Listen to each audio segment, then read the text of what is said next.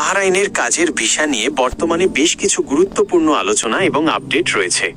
সর্বশেষ তথ্য অনুযায়ী ডিসেম্বর 2025 পরিস্থিতি নিচে তুলে ধরা হলো। বর্তমান অবস্থা: বাংলাদেশিদের জন্য বাহরাইনের সাধারণ শ্রমবাজার বা কাজের ভিসা দীর্ঘদিন ধরে সীমিত অবস্থায় আছে। তবে সুসংবাদ হলো, সম্প্রতি 2024 ও 2025 সালে বাংলাদেশ সরকারের উচ্চ পর্যায় থেকে বাহরাইন সরকারের সাথে একাধিক বৈঠক হয়েছে।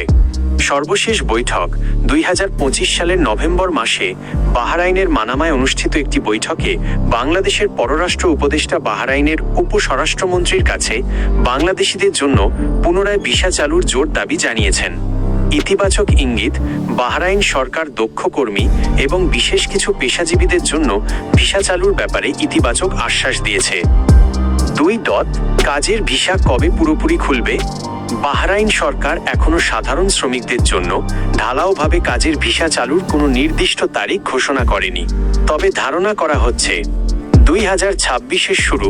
চলমান কূটনৈতিক আলোচনার অগ্রগতি অনুযায়ী 2026 সালের প্রথম দিকে দক্ষ এবং আধা দক্ষ কর্মীদের জন্য বড় পরিসরে ভিসা খোলার সম্ভাবনা রয়েছে।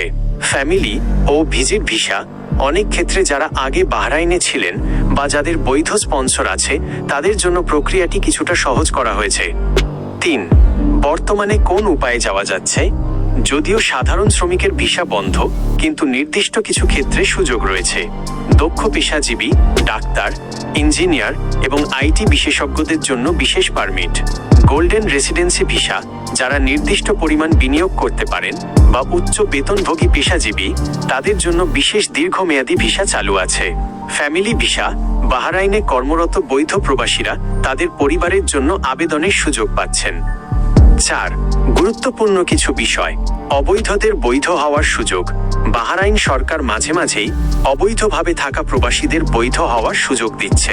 যারা অলরেডি সেখানে আছেন তাদের জন্য এটি একটি বড় সুযোগ।